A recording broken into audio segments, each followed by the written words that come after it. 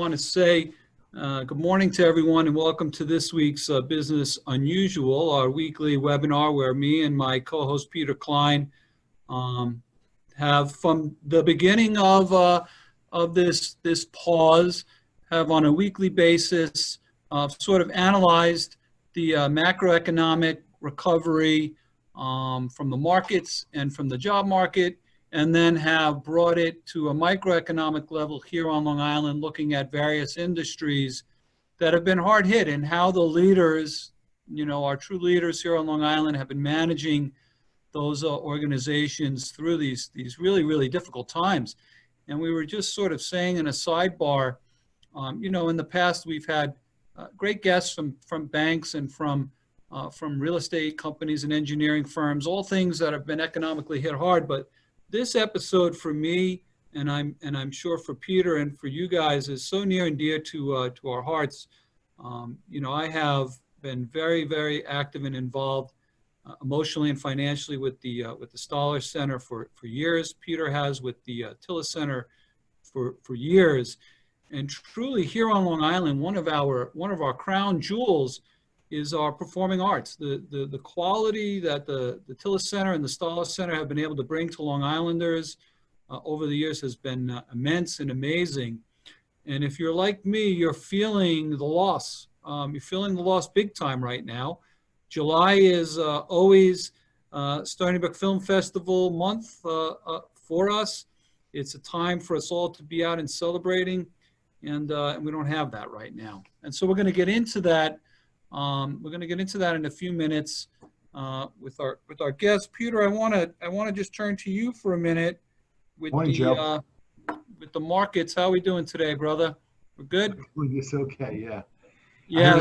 I heard a stat today that was fascinating. The S&P 500 is up 1% or so for the year. That includes dividend reinvestment, and yet 2/3 of the 500 companies that make up that index are down. So the average stock is down. It's just that the handful of the chosen, and those are typically technology sensitive companies, are what's moving the markets. And also, have you noticed lately, Joe, that gold and silver have moved higher in the last couple of weeks, and we're seeing a big move on those commodities, which is interesting to me because it typically suggests a lower dollar, perhaps it's suggesting even increasing inflation down the road, if you could even imagine increasing inflation. But I think that's what we're seeing here, the sort of beginnings of what I would call the real asset bull market. And I think over the next few years, you're going to start seeing commodities and real assets increase at a faster rate than paper assets. Yeah, I was watching the BBC yesterday. I was fascinated with the with what was going on in Brussels, how the EU is putting together their stimulus package, and it looks like they approved $2 trillion, or a little more than $2 trillion, to be floated in the EU in terms of stimulus. So globally now, the number I read is it's almost about, with all the stimulus packages that these countries are putting out, it's like 10 trillion fictitious dollars that have now been put out there, right? No value has been brought to the marketplace. No infrastructure has been built. No jobs have been created, yet $10 trillion has been put into the marketplace. I agree. And I will say this, without that, we'd be in a much more precarious situation. So I applaud the central banks around the world for their Herculean efforts to stave off what would likely have been a massive global depression. The downside of all of this is, how do you repay all this debt? How do you unwind this? And when does it end? And those are unknowns at this point, and they have a certain level of knock-on risks associated with them. Yeah, so it's going to be very interesting to see. I know Congress is looking at another stimulus package now, perhaps another $1 trillion. The enhanced unemployment, and that's become sort of a debate going on now, whether the enhanced unemployment is going to continue, and if so, at what level. An interesting statistic I read came out of the University of Chicago, which said 2/3 of the people on unemployment right now, right, are making more on unemployment than if they had gone back to work. 2/3 of the people on unemployment. And those people, so they're lower income people, and those people are the ones that actually spend their money. They actually make their paycheck and they spend their money. The other people save their money. That's So right. it's more critical to get these people spending money and dollars in their hands. So I think we're looking at a situation where we need to increase some sort of enhanced unemployment, but really long term, I think we're looking at a situation where we have to revisit the minimum wage and find ways to incentivize people to get back to work, right? Because it's hard. It's hard. People got to raise their families. They're scared. They need money right now. There's no jobs. What are we going to do? And then add to that mix, Joe, what happens in the fall if the dual income family with little kids now have to stay home to make sure their kids are on the internet to go to school, and now that one parent is now out of the workforce. Think about that to the household budget. It's decimating. Here on Long Island, you need two incomes to raise a family. It's just that simple. And so we'll keep an eye on all of this and where it goes. You know, the entrepreneurs, they'll always find a way to make money no matter whether situations are ups and downs. The arts, however, are always different. Nobody ever makes money as an artist when they're alive. It's always when they're gone and dead that people realize they were geniuses and that they should have been rewarded. And you know, one of the things about Long Island that I love are the vibrant performing arts. The performances that happen at the Tillis Center and the Stala Center rival anywhere that I've seen in the world. And we've been sidelined. So we have Bill Biddle here from the Tillis Center, and Alan Inkles from the Stala Center. Peter serves as chair of the advisory committee of the Tillis Center. I serve on the advisory board of the Stala Center. So we're very biased as to how this discussion is going to occur today. And Bill, we haven't had the pleasure of meeting, and so I'm going to talk to you, and I'm going to let Peter talk to Alan. But we're going to start with you first, because otherwise you won't get a word in edgewise with Inkles. So we'll start with you. And, you know, so you're relatively a newcomer to Long Island. So talk about your background, talk about what you've accomplished here, and talk about, you know, what happened in March. What were you going through, and where do you see it, right? Let's start there. Okay, well, I got here 5 years ago this January coming up, and Tillis has had a great history. You know, I replaced Elliot Soroka, who had been here almost from the very beginning and ran an exceptional program here at Tillis Center. We had some of the finest performers of the world and some of the best international symphonies and dance companies and that kind of thing. But along the line, things started to change. The demographics of the island started to change. That audience for classical music, and the kids weren't getting it in the schools. And all of a sudden we started seeing significant declines in audiences for classical music, where we used to do 12 to 14 orchestras a year. We were starting to struggle with doing 4 a year, which made it really hard. So when I came in, we were at that point of organizational maturity where we were either going to continue that decline, or we were going to look and strike out in new directions and see where it could head. And anytime you make that kind of fundamental change in how you're doing things, you always run that risk of alienating those people that have been your supporters for years. And so that was something that we had to tread very lightly. And with that, we used our Council of Overseers that Peter chairs, and they had put together about a year or so before Elliot retired, a really robust strategic plan that really helped to guide. And when I came in, you know, I did the stop, look, and listen thing for that first period of time and looked at what was happening, evaluated all the organizational practices, and decided that the strategic plan that we had was meaty enough that we could move forward with that plan. And we accomplished all the goals in that original plan. With that, we changed our fundamental base of programming. We started reaching out to more families, more into that classic rock audience that you see a lot of places like the Paramount. But what that became You know, I used to joke that's our new Glenn Miller Orchestra, in a sense, those things that provide you, you know, a decent amount of money to help pay for those things that we truly love. We love the orchestras, we love the dance companies, but the bottom line is they don't sell the tickets to cover the cost of that. LIU was going through a process of, you know, downsizing expenses and that kind of thing, and they looked at Tillis as well with that need to do that. So we had to become more self-supporting. And when I got here, our deficits actually ran as high as, you know, about $2.5 million at one point. And we were down this year with the changes that we made in programming and more robust fundraising. I mean, because I will say I put together, you know, really the best team. You know, we may say Alan has the best team, but I'd like to differ on that. Alan does have a great team, but we have a great team here as well at Tillis. You know, we brought in a lot of new people in different positions and then kept those people that had that institutional memory of what we were doing.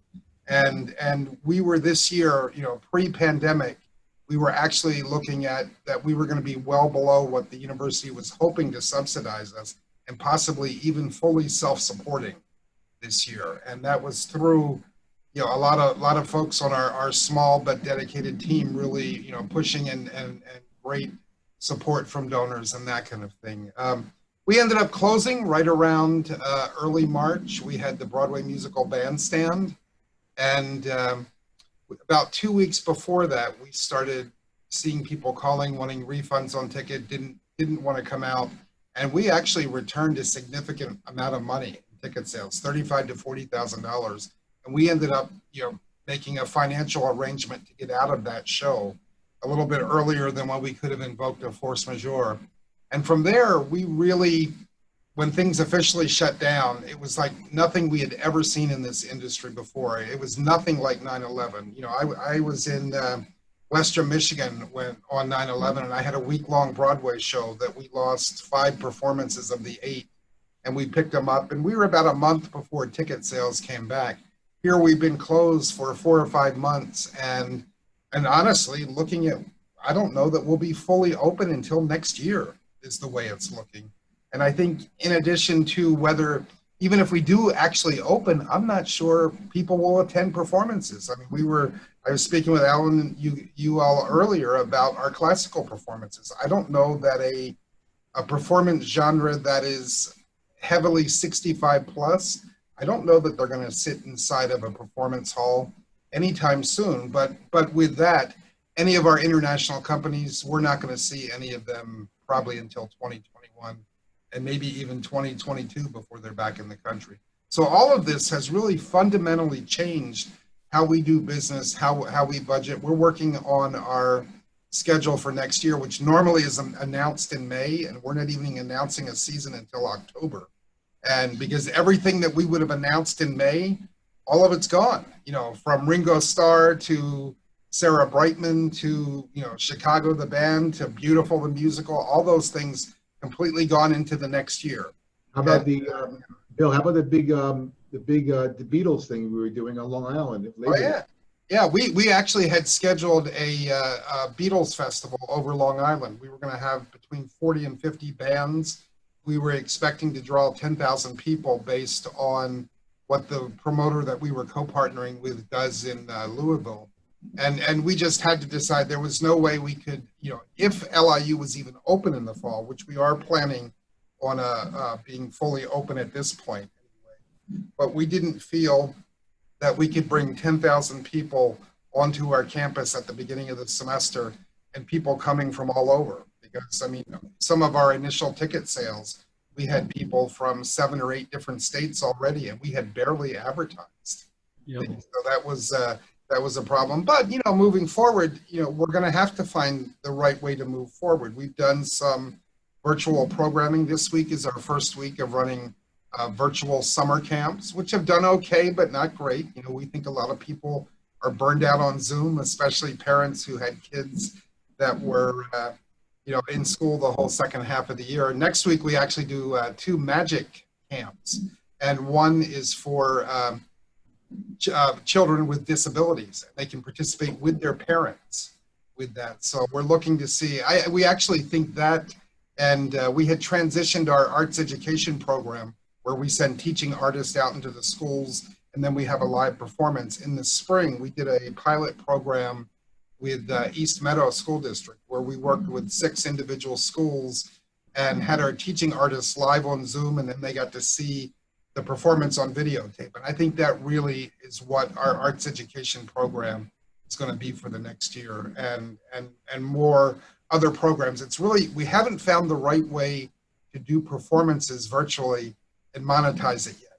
You know, especially, you know, there's all kinds of issues with musicians and that kind of thing. But one thing that we are doing in this transition, we start Friday night, we're doing a 6-week series with 11 shows of a drive-in concert series. And at this point, the New York Forward guidelines don't allow people to get out of their cars. We think that will change shortly.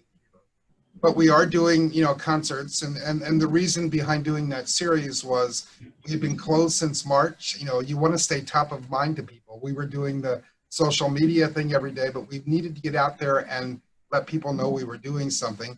And we felt people on Long Island needed something else to do. And there are a lot of cities that are doing concerts, or villages, but that's all just for the people in either their town or their village. So we wanted to do that. And then the third thing with that, I felt there were a lot of musicians that were out of work. And I felt that we had to do something to get some of these musicians back to work. So all of the musicians are either from Long Island or from that New York, New Jersey area. And I think this is something we were already planning on moving into summer programming, not to compete with the amphitheaters of the world, but we were already looking at things we were doing. And we're working with, there's a local Facebook show with members of the Long Island Jazz Network that features some of the best musicians in the city and on the island. And we put together a show with them. You know, some of these names that ordinarily wouldn't be working together, but they just wanted to get together and work. So that was one of the things that we felt we had to do. And this is actually seeding future programming that we're doing. By doing this drive-in series this summer, we're sort of gauging the market. We went on sale about 7 or 8 days ago, 9 days ago, and we've already sold 45%. You know, yeah, so that's great.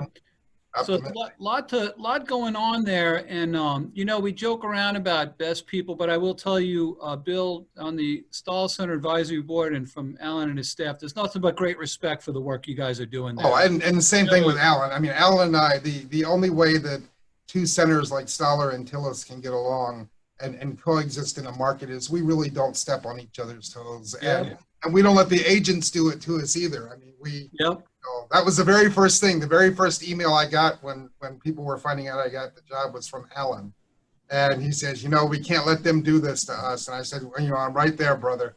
You know, and then we've also looked at, because a lot of other venues have popped up on the island as well, many of which won't make it through this. And that's that's the opportunity, I think. And Alan, you know, coming into this year, we were all on such a roll, right? We're all looking forward to a great year. You guys revamped the advisory council. You got your team, got some dollars. So talk about it, because I got to tell you, I struggle with this, and you're much more OCD and manic than I am. So I can't imagine that this has been an easy process for you. So walk us through it. Talk about it, and sort of how are you managing through this? With, like Bill said, you got to stay top of mind. But the thing about the arts is you can't force it. You can't force people to like something. They'll reject it. So what are you doing, and how are you getting through this? Because I worry about you, right? So is the gag order lifted? Am I allowed to? Ready, go. Okay. First of all, I really want to say to you and to Peter, how are we surviving because of people like yourselves and companies like yourselves? Without the support Bill and I get from our corporate sponsors and our philanthropists, we wouldn't be able to do what we're doing right now. And Bill is a good friend, as Bill said. We're not competition. I did an article for Newsday years ago, and I said the competition is our couch. You know, people sitting at home, not going out. And I remember writing something, an article I'd done for Newsday about a dozen years ago, and said, if we don't get creative, in the next 10 years, people are going to be watching Netflix and streaming movies and not going out to the theater. And I watched that sort of happen over the last 10 years. And then I really watched it happen over the last 3 months. So it sort of moved that needle a lot quicker than anyone expected. It's been hard, absolutely been hard. But like we said, we've got an amazing team. We had a staff meeting this morning, and I think they're always checking on me more than anything else too, to make sure, there aren't any sharp objects near me, and I'm not, jumping near any ledges. But the truth of the matter is we've been coping okay. We found a way to reach out to people.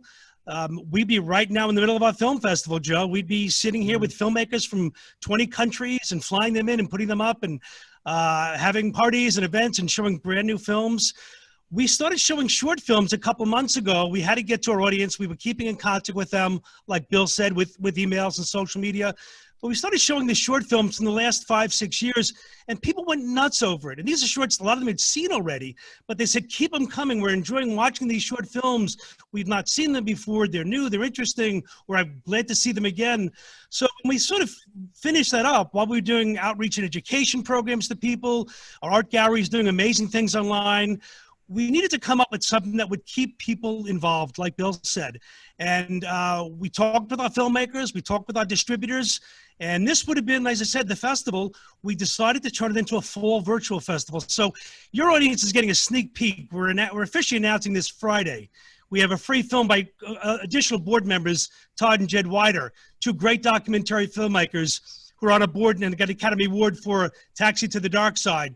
They're showing one of their films Friday night, and we're going to be doing a free screening of it. And that night, we're announcing that our fall film festival will be virtual. We're going to have 24 films over 3 months. They're going to be brand new films, premieres. We'll have our filmmakers interviewed. And what's interesting, we're finding our filmmakers talking to each other because they know other films that are in the festival and writing to each other and sort of doing the thing they would have been doing here. And we need to bring that feeling to our audience because there's nothing like sitting in an audience. I go back to, I was thinking about this before we put this together for today. 30 years ago, I brought the Leningrad Clowns in from Russia. I'd gone to Russia. We were doing an international theater festival. And this company came in. It became the Slava Polunin, the lead clown from this company, was involved with Cirque du Soleil. You might have heard Slava's Snow Show. He's done that on Broadway for many years. We brought him to America 30 years ago. The show is on. We played 5 days in the theater, packed house. They're kicking beach balls into the audience. It's kind of a precursor for the Blue Man Group. They raise an American flag on stage, and the audience is cheering. Kids, adults, they're screaming, kicking the beach balls back. I'm in the back row, and this is right after the Berlin Wall came down. We're in a Cold War with Russia, and I was crying. I sat in the back of the theater and said, this is what we do. This is what it's about. We need to keep people, people say it's great watching things online. There's free movies. We can see Hamilton for $6.95 by joining Disney Plus. There's nothing like a live program. And while we're waiting to get back, because we can't bring people back right now, we know that. I mean, we had a board meeting. We talked about it. There's so many things that are more important right now to people. We understand that. We know people are worried about their kids going back to school. We know that they're worrying about their job and all of that. So when you look at the guidelines for our theaters, as Bill said, Broadway, I hope they open next year. Between you look at the thermometer check, the lobbies can't have a certain amount of people in it. The bathrooms can have one person in it. Ticketless, events, touchless, restrooms. It's not a very exciting place to come to right now. So we need to sort of keep people engaged. And I think the virtual film festival, the drive-in movies that Bill's doing, all the arts and education programs we're both doing are keeping people engaged, and they want it. The emails we're getting, the social media responses from people are saying, please keep coming to us. Like you said, Joe, we miss it. We need to have it. So until we can get people back, we need to keep bringing it to the people. And then we're going to do that in a big way. I've got a great team. They're energized. They're excited. I walked up this Saturday, Thursday night, we had a meeting, and I said, this would have been opening night of our 25th anniversary festival. I've got the T-shirts with the dates on them. So I'm going to send them to all your listeners. They can have them. We've got great souvenirs. It's hard, Joe. It's hard, but you know what? We got to stay positive because, Alan, as you said, please go ahead, Peter. Alan, it's not, and I'm sorry to interrupt, but it's not just to keep the audience engaged. I assume you also have to keep the performers engaged. Absolutely. I feel terrible about those folks. And look at them. I mean, you can turn on your, and it's one of the things we're talking about trying to bring some programs in. Turn on your internet or go online or, you know, go into an app on your TV, and you will see every artist that we've ever had, Bill, from Kelly O'Hara to Audra McDonald to Megan Hilty. They're all doing concerts. They're all doing free concerts online and benefit concerts. So there is things to look at and watch. And that's why when we did decided the film series, we wanted to bring something out that is not there already. These are brand new films. They're going to be premiered on our screen. You can interact with a Q&A afterwards. You're not seeing a lot of that. And I don't want to duplicate what's going on right now online. I think it's great that the artists are doing something because, I mean, I worry about my staff and me, but I really worry about the artists. I talked about the fact that, I mean, I was an actor for 30 seconds, 40 years ago. And, we need the attention. I mean, I would hate to be a spouse of an actor right now because they must be driving themselves nuts. The fact that, they need an audience and they need a paycheck too. I mean, we talked about our show. Our last show, Joe, was our gala. March 10th was our gala, and we snuck that in. Kelly O'Hara, Sutton Foster, for the first time together, they gave an amazing concert, and that's the last night our audience was in our theater. And that's tough. Yeah. For both you guys, this is the way I see it as a lifelong lover of the arts, right?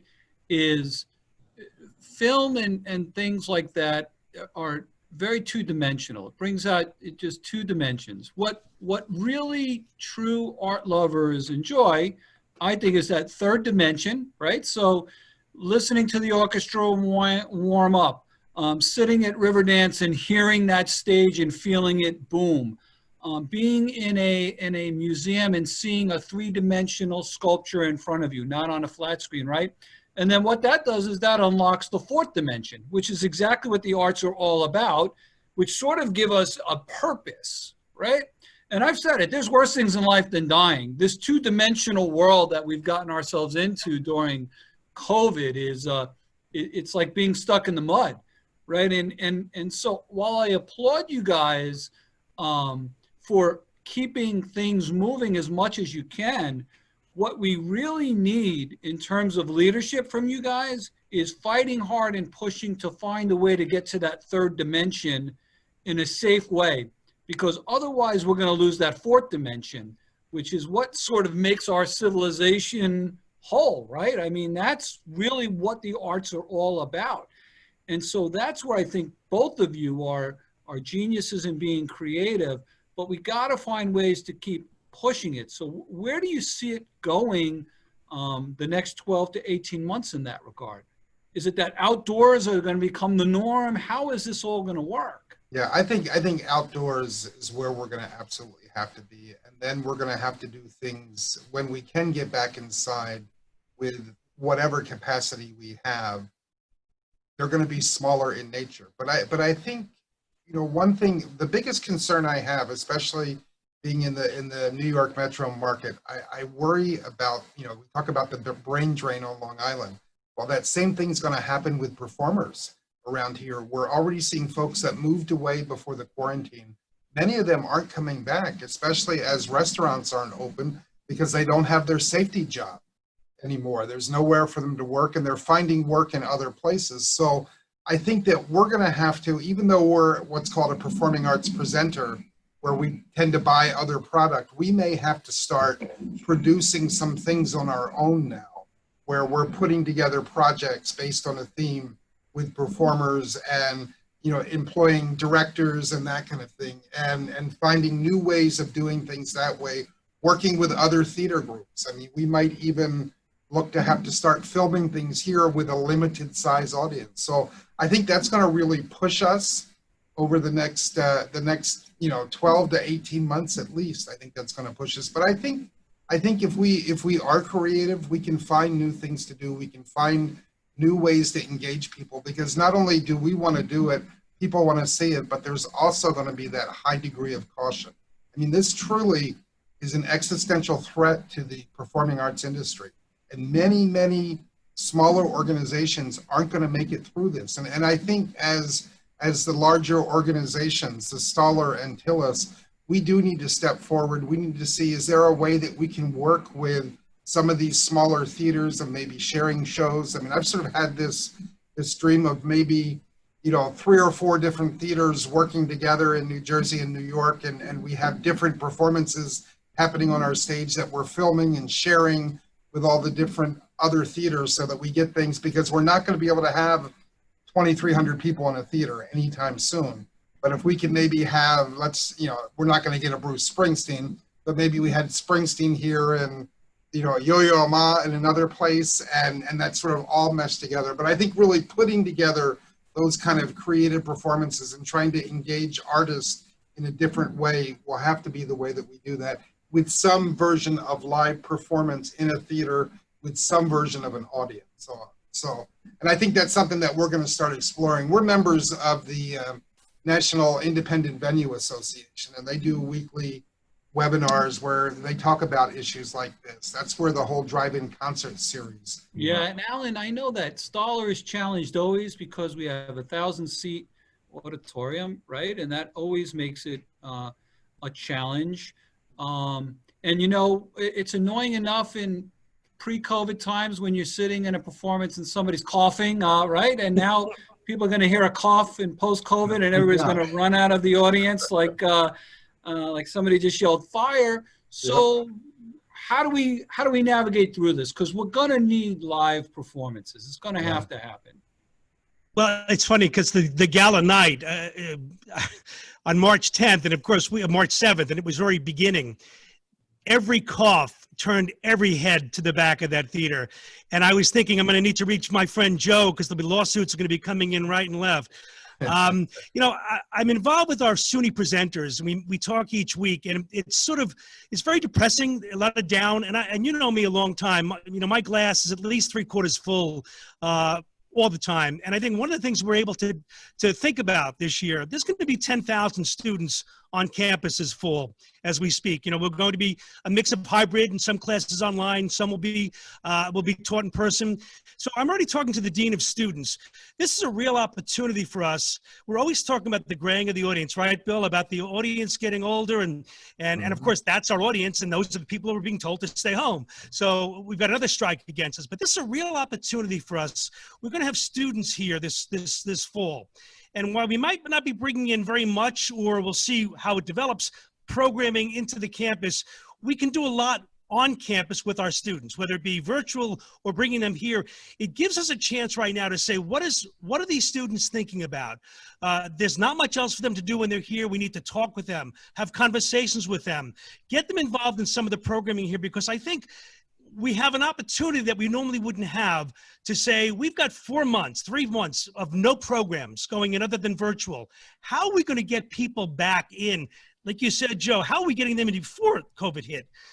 This is a process we're watching happening each year. More and more TV channels, more and more free streaming programs, more companies like Netflix out there.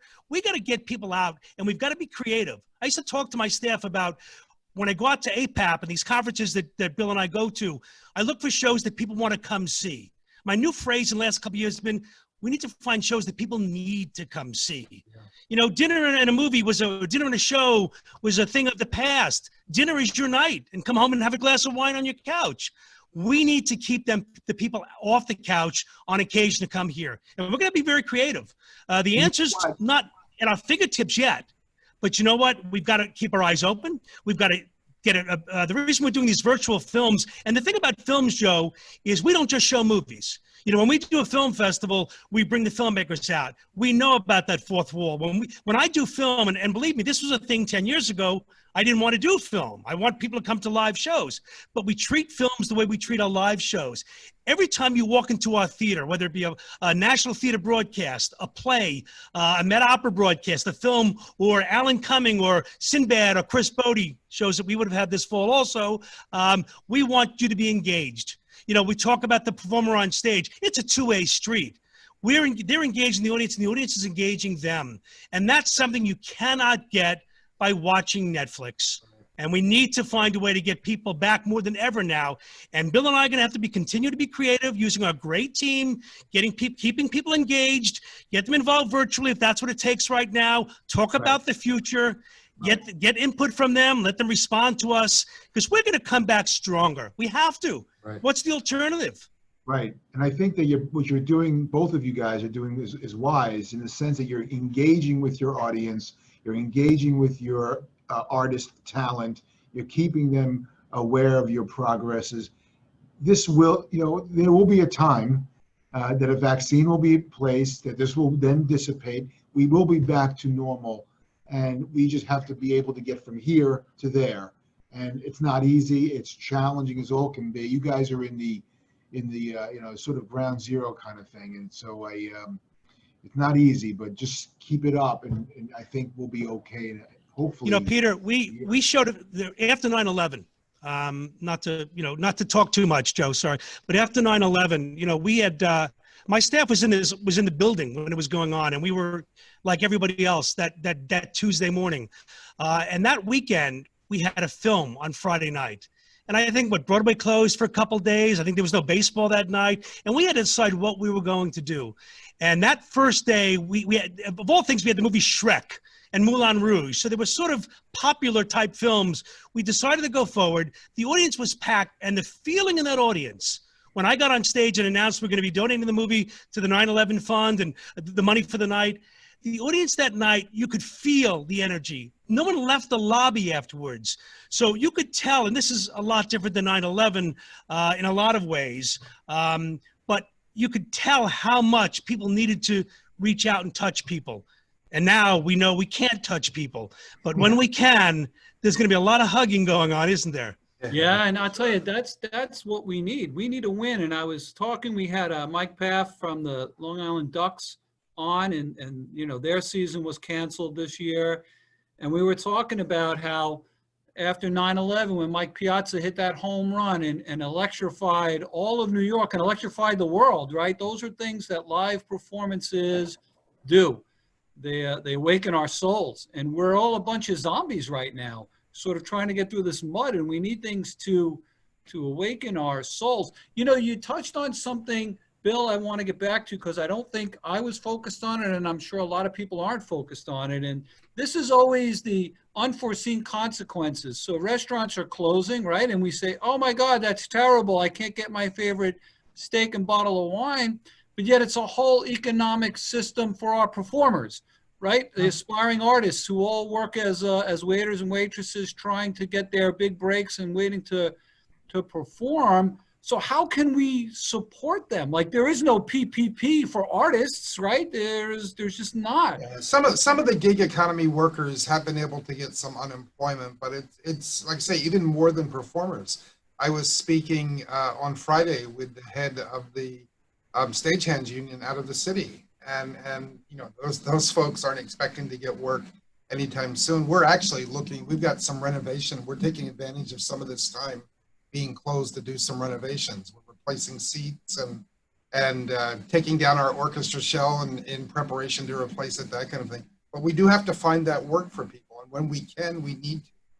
And like I say, if we lose these people out of the area, it's going to make it tough for us to get back. But like I say, I think we're going to come out of this different in a lot of ways, especially in the sense that people are going to expect more from us, especially from a cleanliness and a disinfecting standpoint, and that's going to be challenging because there are expenses associated with that as well, and we're going to have to plan that into our budgets. I had said earlier that we were looking at do the disinfecting of our spaces. It could add $100,000 to our bottom line.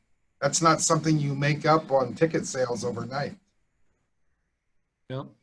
Alan, what has your planning been? So looking at bringing back performances, are you looking at diminished audiences? How are you sort of thinking about rolling this back out? Yeah, I think that we've really been focused on the virtual film festival, which, I think it's easy to put on a live film festival after the last 2 months of trying to put this together. We've partnered with a great company called IndieFlix, and they're like an independent film, like a company like Netflix. great story. Actually, the filmmaker, the person who started that, had a film at our festival 18 years ago, and she started this company and sort of launched here. So we're partnering with them, and it's a really interesting learning curve for all of us. You know, getting all the Q&As, the interviews together, and getting these films on a platform that is protected, because you have to remember, these are films that are brand new premiere films. For a distributor or filmmaker to give us their film, they want to be very sure that no one's going to, you know, pirate this film, unless they're sitting with a camera in front of their TV screen. But we've done all of those. So we've been heavily focused on that because we know people want something. And I think as we're getting ready to launch that, my team have been so absorbed with this, and they've been working on it, has this energy. And I think once we get this cranking, we need to focus this energy now on reopening the doors. We're tied into the university. We're tied into the state of New York. You know, we're a state university, so a lot of our leads coming from the governor and coming from the state and the chancellor. But we are chomping at the bit. We have postponed certain things that we never announced. So the reality is, as we said, what if we cancel this? We haven't canceled anything because we didn't announce it. As Bill said, we normally would have our brochure out in May. We are going sort of month by month. We've got things on the horizon. We've got some great programming coming up. As soon as we can do it, we're going to go forward with it. We know we'll have less people in the theater. We know we'll have a lot of guidelines to follow. We want to get people in. But it's that same thing the world is dealing with right now, walking that tightrope of when is it safe to get people in. I can promise your audience and our audiences, when it's safe to get them in, we're going to be giving them everything we possibly can. And I'm sure Bill's the same way too. We're going to have to be very creative. It's going to be harder to get people in, and we're going to have to find a way to do it. How supportive, so Bill, I'll ask you, and then I want to hear from Alan as well. So there's going to be challenges because corporate America took it on the chin the last few months, a lot of uncertainty. So private donors have paused a little bit, but I think that will come back because strong companies will come back and it'll just be a blip. But the bigger question I have is university-wide pressures, especially now with decreased enrollments and people rethinking about higher education and the role and your guys' budgets. What sort of support have you been getting from the administrations, and where do you see the challenges coming in for you guys sort of moving forward? I mean, our support has not diminished from the university. We have had to make some cutbacks going into next year. I mean, our staffing budget is probably a third less next year, but also based on what we think our activity has been. Yep. I think that's about what corporate America is right now, about 30 to 35% less in terms of an operating budget. So you guys are right on track there. Yeah, and I think, you know, as we have the ability to, as we're going to actually start bringing people back part-time, and then as our activity increases, we'll be able to increase them back to full-time. But I think the university, I mean, all of us at universities are dealing with, you know, student debt and rising tuitions and those kind of things. So there has been a move over the last 10 years to cut those institutional resources to performing arts centers. We're not always seen as central or primary to the mission of the university. Fortunately, we do have support here at LIU, and we have a very supportive, you know, council of board of trustees and those kind of things that have made sure we've remained relevant. Now, we've also had to work to becoming more self-supporting. Those days of getting, you know, a couple $1 million of support from a university are long gone. We're going to have to be much closer to being self-supporting moving forward and still providing and justifying our existence on campus, still providing activities for our students to participate in discounted tickets and those kind of things. I think our biggest challenge is really will be fundraising over the next 2 years. You know, we've already seen that cut from some businesses. Some of the commercial real estate folks weren't able to, you know, not able to do anything right now with their rents, with only having 30–40% of their tenants paying rent. So I think that's going to be a challenge. But, you know, I think I mean, we run multi-million-dollar businesses. We have to adjust accordingly. You know we're making an estimate of where we think our fundraising will fall, and we're going to live within our resources of what we can do, and then we'll grow back based on how the market responds and how people feel safe. But, you know, I think part of getting them back is making sure they feel safe and having a good education plan and getting it out there. When we do open and we announce our season, we're going to publish what our new protocols are. We're going to start taking our HVAC, instead of, recirculating once an hour, we're going to be going up to 3 times an hour. That we put HEPA filters on everything and better filtration systems. We're going to a simulated leather seat instead of a cloth seat. That's much easier to clean. We're going to have active disinfectant systems. And, and that'll help us not just through COVID, but also through, cold and flu season as well. Yep. Alan, how's been the pressures there, the support there? Yeah, like Bill said, very similar. An additional piece of it is we are the state of New York, part of the university, and we're all holding our breath to see whether the state's going to get some support back from the federal government, because we do have a small budget from the state, but it is part of our budget. It covers mostly salaries, and not all of it, but part of that. And I worry about that, of course. But one of the things that's very positive, I've got a great team. You know them very well, Joe. I've got a phenomenal fundraising team. They've taken money out of your pocket very often, and I know you've been very willing to do that. They've been a godsend. My fundraising team, which I'm a big part of course, has been the saving grace the last 5-7 years. We have small venues comparatively compared to Tillis and other venues, but we think big. We want those same big artists, those big dance companies, the Alvin Ailey's, the Yo-Yo Ma's. We want them, and we want to bring them in. And people don't want to spend $150 a ticket, which they may spend in New York City for it, and we can't charge that. The piece of the puzzle, the ticket sales are non-existent right now. We will be charging a minimal charge for the film series, but that's not going to pay a whole lot of bills. It's fundraising. We've got great people like you on the board who've been great. We've got great corporate sponsors. I will say that we've heard from some of them, and they've been so amazing. Things like, well, I know the festival may not go the same way this year, but you're still getting our support. Maybe you can use some of that towards next year. These are the kind of people we have on our board and our corporate sponsors. It's going to put a big pressure more on our fundraising. We're about to launch a big thing. We're going to ask people who can to please give more if they can. The problem is people are hurting too, some of the folks. So you can't start raising your ticket prices. You can't start telling people they've got to give more money. So we're hoping that we can convince the folks that can support us a little bit more this year. We're hoping they'll do it because we certainly do need it. It's a tough time. There's no income coming in, and we have a challenge there. But Bill and I are pretty creative, and we've got some pretty good board people like yourselves, Peter and Joe. And I know you guys are going to help work with us too. This today and what you guys do all the time is a big piece of this puzzle, and we're very grateful to you because we'll need you more than ever. Absolutely. One thing that I'm hoping will come out of this thing is that there'll be a shift in artist fees. Artist fees have substantially climbed over the last so many years, and that piece of the pie that as a performing arts presenter we're able to keep has shrunk every single year.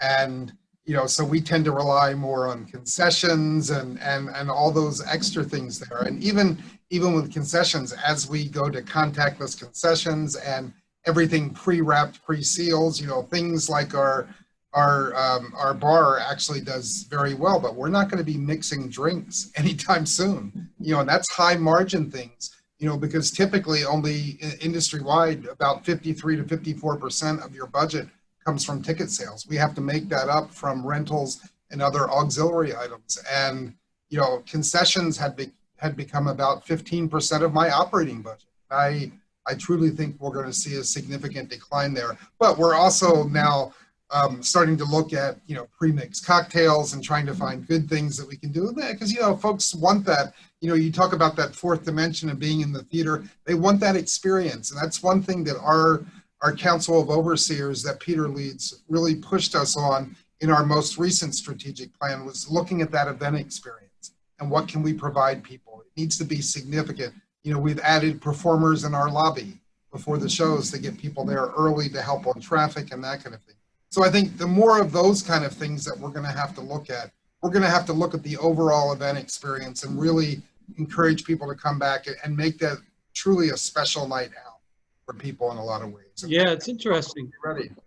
Pre-COVID, we were all talking about how we've shifted into an experience economy, right? Everything was all about experience, and now we have to sort of recreate it. And I'm wondering, one of the things, I search for positives every day, and I think a lot of people have said to me, and I felt this way myself, you know, we've all gotten a new appreciation for our homes and our gardens because we've all worked so hard, but we never really spent any time there. And people are redoing their homes and they're doing all these things.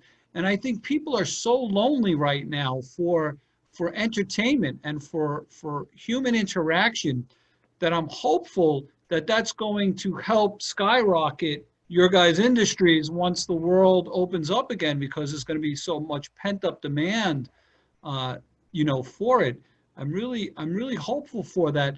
What about the performers? So, you know, to me, what part of my frustration has always been we go from either starving artists who will jump at any opportunity to prima donnas, right? And I want to vomit sometimes when Alan's talking about the negotiations he's having with talent and, you know, how many gallons of fuel they need in their private plane to be paid for and all this other garbage. Do you guys see, and are you anticipating that there will be flexibility and contribution from those artists back to the venues to try and help kickstart this industry? I think Bill, you know, touched upon it, and I think we're seeing it. You know, we're seeing it with, you know, we know those 10 or 20 artists that we're seeing every single day. I was joking about Kelly OHara. I wrote to her on Facebook. I said, Kelly, is there anything you won't do for someone? I mean, she's been amazing. She's done a dozen benefits. She was my last show, so I'm, you know, it's like I've got a kindred bond with her. The night of the performance on the gala night, she was saying, I hope this isn't the last time we see each other for a long time. And unfortunately, she was correct. There's so many people out there that are so giving. And I think you're going to see a lot of those kind of things happen.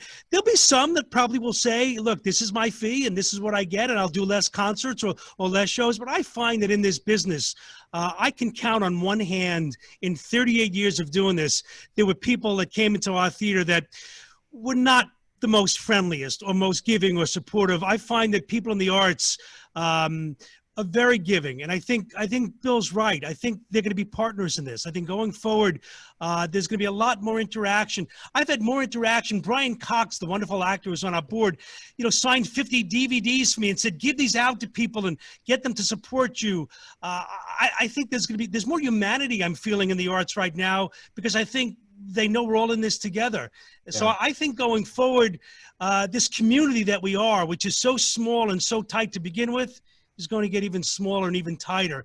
And I think maybe that's a positive thing that's come out of this, that we're seeing how real and how vulnerable all of us are, that, you know, the audiences who have not come to the theater, like you said, Joe, I get emails every day from people saying, please open, I want to come out. And we're going to do it as soon as we can, but we're not going to be stupid about it. And you know, our hands are tied anyway right now, but we need to get people in when it's safe to do so. And until we can do it, we've got to keep them engaged any way we can.